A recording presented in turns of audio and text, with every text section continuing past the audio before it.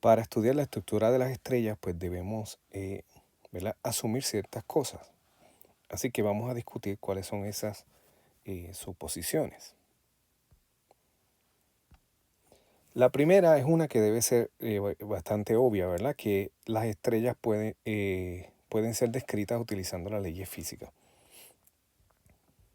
Que con las leyes físicas, según las conocemos, podemos describir los procesos que se observan en las estrellas. Al final de esta serie de vídeos vamos a encontrar un problema que se conoce como el problema de los neutrinos.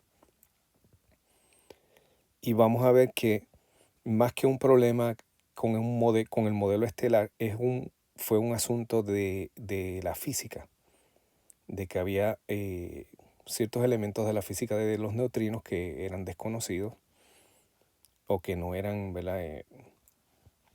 No tanto desconocidos, sino que no se le había dado tanto énfasis, tanto pensamiento. Y con ese problema de los neutrinos, pues también se adelanta el campo de la física de partículas. Y esto es porque, de nuevo, pensamos que las estrellas se pueden describir utilizando las leyes físicas. Y si falla algo es que tal vez es por desconocimiento nuestro de esas leyes.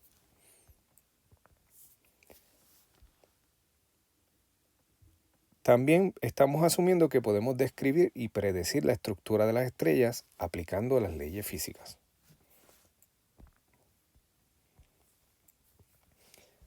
También que podemos identificar los procesos físicos básicos que son importantes en las estrellas. Bueno, podemos identificar aquellos procesos que son importantes o son relevantes.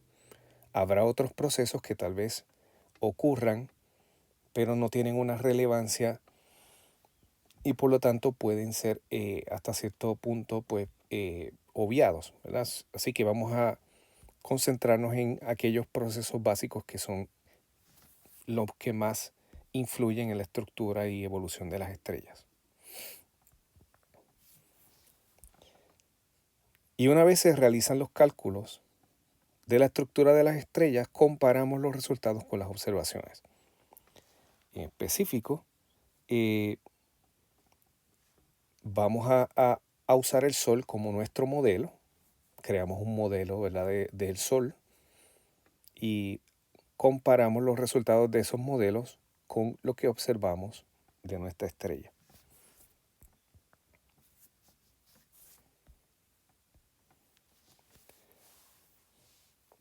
Los modelos estelares deben ser capaces también de predecir la evolución de las estrellas, ¿verdad? Y una vez discutamos, ¿verdad? Las cosas básicas del modelo, vamos a ver cómo es que esto se lleva en la práctica. También deben describir cómo los cambios en la composición llevan a cambios en la estructura. Sabemos que porque ocurren reacciones nucleares, y si asumimos que la reacción dominante es la cadena protón-protón, pues entonces hidrógeno va a estar convirtiéndose en helio y la composición de la estrella va a ir cambiando con el tiempo. Y los modelos deben describir cómo esos cambios en composición llevan a los cambios en estructura, cómo cambian los parámetros, ¿verdad? Que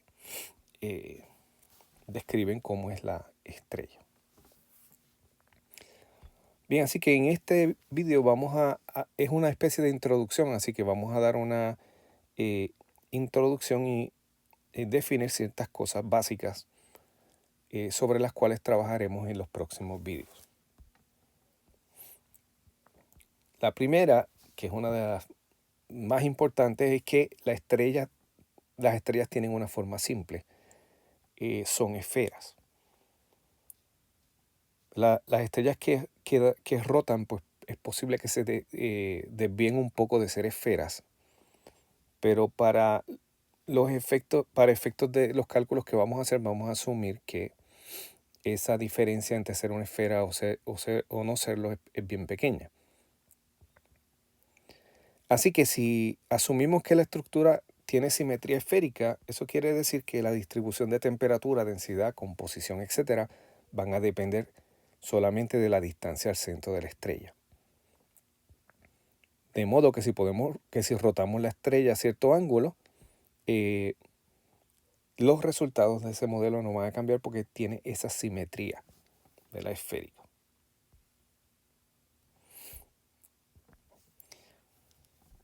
Para estudiar la estrella, vamos a dividirla en capas o cascarones.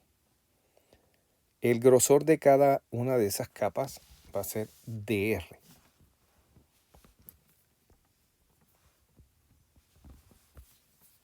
Y lo primero que vamos a identificar es la densidad, ¿verdad? Así que ρ va a ser una función del radio y es la densidad.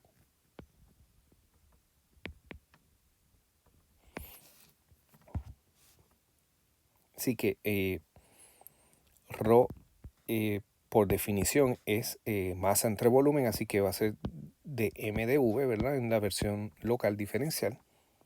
Por lo tanto, yo puedo escribir de m, que le vamos a llamar el diferencial de masa, como ρ, que es función de r, por dv, que es el volumen del cascarón o capa.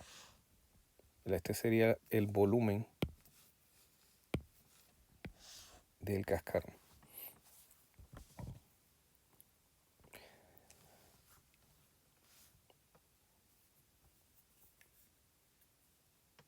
Así que este dm, ¿verdad? Si vamos a interpretar lo que significa, es la masa contenida en el cascarón con radio R.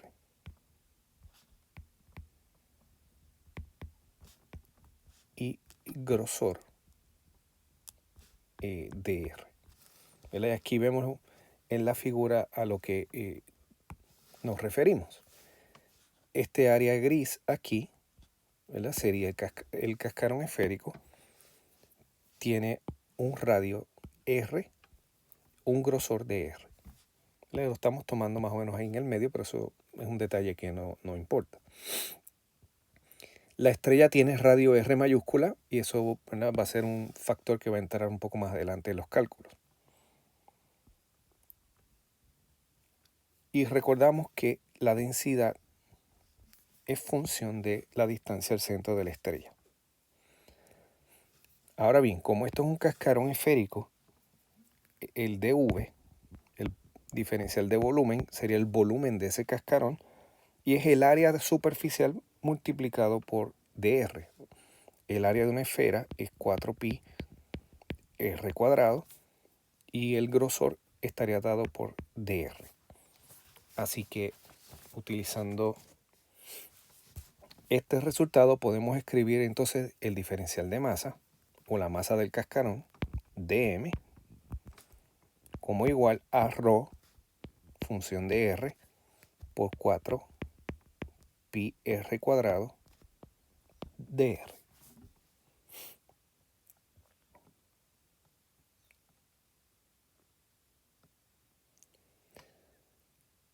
Es la casi tradición acomodarlo de la siguiente manera. El diferencial de masa sería 4 pi r cuadrado por ρ función de r por dr.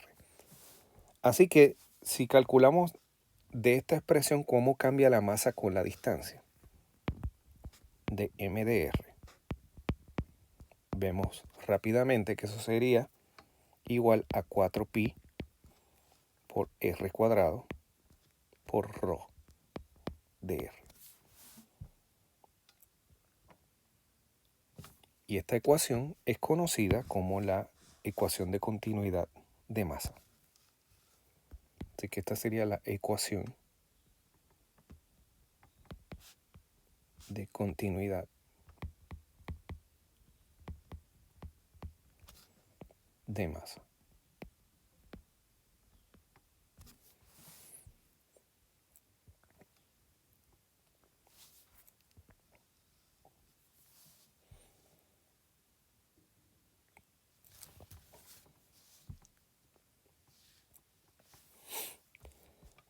Vamos entonces a definir M mayúscula.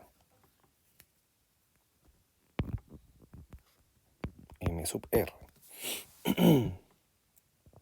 Si uno integra esta expresión hasta ciertos radios, pues eso nos da la masa contenida en una esfera desde el centro hasta ese radio. O sea que M sub R va a ser entonces la masa contenida en una esfera.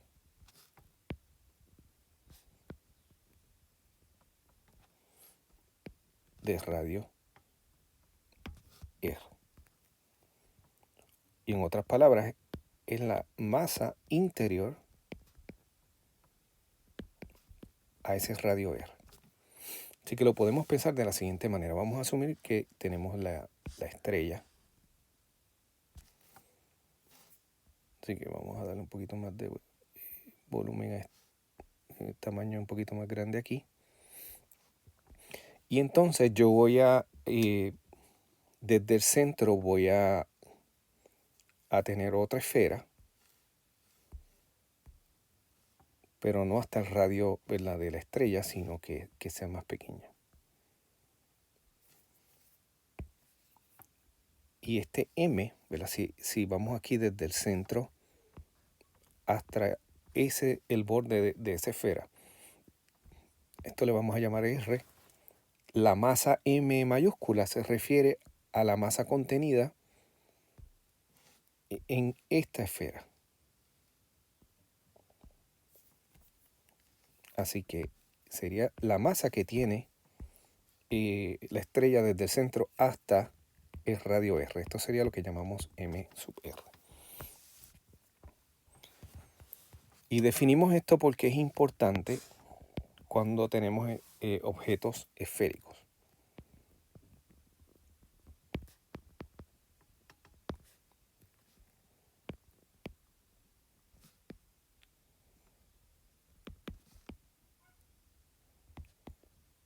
La fuerza gravitacional de un objeto a una distancia r del centro de ese objeto depende de esa masa.